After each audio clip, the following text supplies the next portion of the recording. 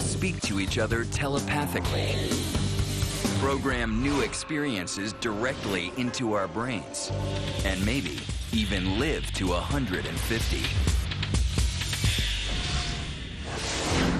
Technology is pushing from every direction, getting faster with each passing second. Prepare yourself. The future is closer than you think.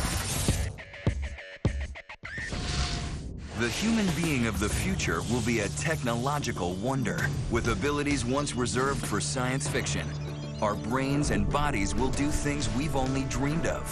Even how we speak to one another will be radically different.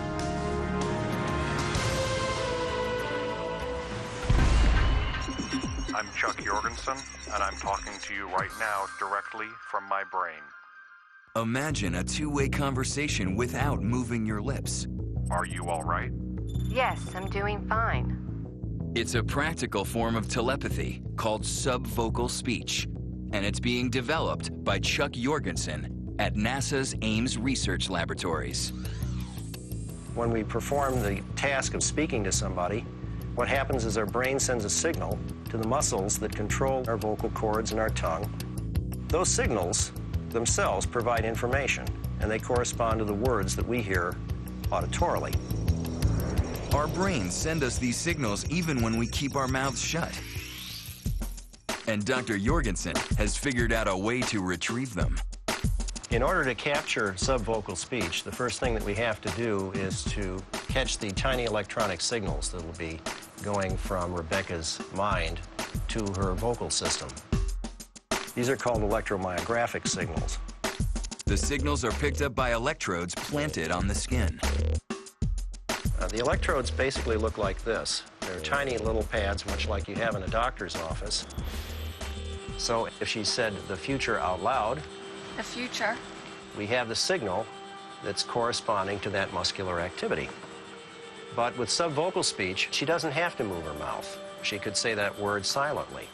So if she would say the future silently, here she said the future, but she didn't move her lips. And you can see that there is still the same signal being picked up by the electrodes underneath her throat. Once the electrodes capture the signal, they can be transmitted, as if through a cell phone, to someone with an earpiece receiver. So the newer sensors are the size of a dime, and they're going to continue to get smaller. In the not very distant future, we see them being embedded in clothing as a matrix of sensors. Eventually, the technology will be virtually invisible. Two people equipped with the same sending and receiving devices will literally be able to talk to each other without moving their lips. And that kind of covert conversation could change everything we know about communicating. What should I say? Don't answer that question. There's many situations where saying something out loud isn't necessarily optimal. Wait for my go. Wait for my go. This techno-telepathy can be used by rescue workers or police to silently coordinate their movements. Hang back, hang back. But more practically, you could make a silent phone call during a meeting.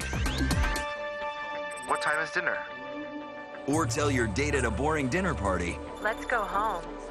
without insulting your host. But like most new technology, it could also be exploited. Students could use it to share answers on a test. The answer is C. Or poker players to gain unseen advantage. He's bluffing. However subvocal speech is used, the future of this silent communication is closer than you think.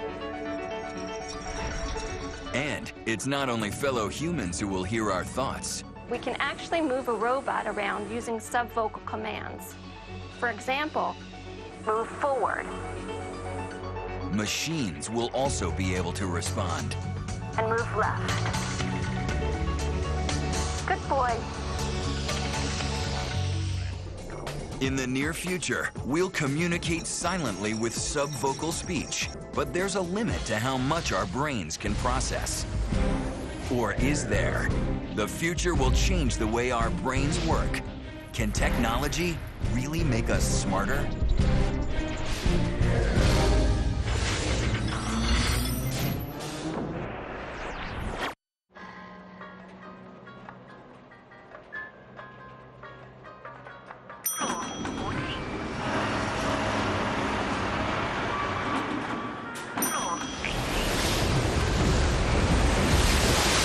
For these guys, it's just another day at the office.